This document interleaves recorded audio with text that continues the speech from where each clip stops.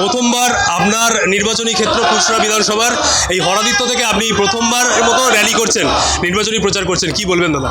দেখুন, হরাদিত্যর এই মা দুর্গার মন্দির, বিখ্যাত মন্দির। আমরা এখান থেকে র্যালি শুরু করেছি।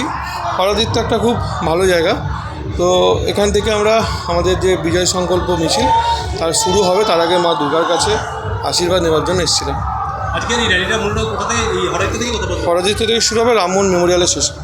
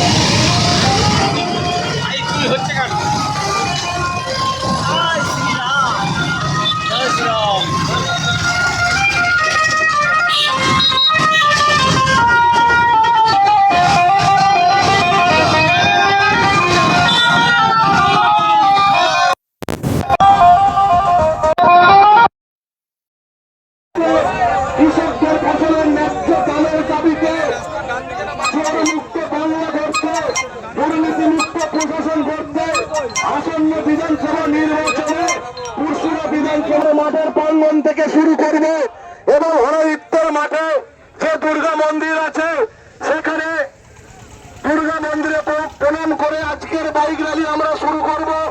যে সমস্ত ভারতীয় জনতা পার্টির কার্যকর্তা বন্ধু, ওনাদেরকে বলছি আপনারা এই টোটোর পেছনে বাইকগুলোকে নিয়ে আসুন।